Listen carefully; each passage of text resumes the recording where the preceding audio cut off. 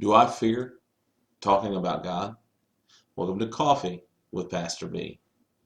What if I were the one to tell you that the fight's already been won? Well, I think your day's about to get better. What if I were the one to tell you that the work's already been done?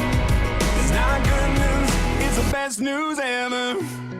So often people want to share their experiences with Christ, or they want to tell people about God, but they're hesitant. Why? Because of fear. So often folks come to me and ask me, Pastor, how do I share Christ? How do I share about God? I'm afraid of what people will say. I'm afraid of what people will think. Well, perhaps they haven't read Isaiah 54 verse 4. In Isaiah 54, we're talking about God as redemption of the people. And inside of this, he's got this small passage here that talks about how he will not allow us to be put to shame. I'm going to read it for you. Isaiah 54, beginning in verse 4, is just kind of this first part. I want to read it. Do not be afraid. You will not be put to shame. Do not fear disgrace. You will not be humiliated. You know, God will not let us be put to shame.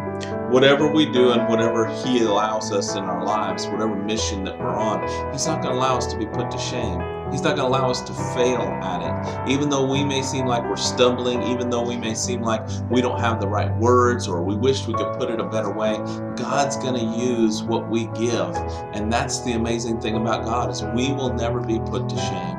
You know, so often folks are more brought to Christ or brought into the realm of Christianity because they speak like other people, because of the reality of their situations, because of who they are, and their ability to just say, I don't know, is an amazing thing. You do not have to be the best scholar or best speaker in the world to be able to share God with people. The biggest thing is to don't get agitated with their response. Understand that folks don't know God, and some folks are upset with God, and some folks just don't want to believe. If we get agitated, then we've allowed them to win. We've allowed them to come in and bring shame upon us. But when we just speak the truth of the Lord and we allow the Lord to work, then we will not be shamed. Because I want you to remember this: it's not your job to save people. It's not your job to make sure they come to Christ. It's just our job to introduce them to one another. That's all God has ever asked us to do. Bring His great gospel and glory to the world, to bring it to them, for them to decide for themselves. For it is up to them and up to Christ. God's will be done no matter what. No matter what we say, no matter what we do, God's will be done. Not all of this, not all will come to Christ. Not all will accept Him in His ways. And that's just the sad reality of where we're at in this broken world. But you know what? It's a good thing it's not up to us. We just introduce people to Christ, introduce them to who He is, introduce them to His love and His glory. That's all Christ has asked us to do. So don't feel ashamed.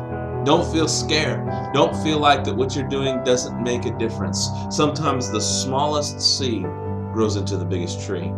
Thanks for joining me for a little sip of coffee and a little deeper look at the Word. God bless y'all.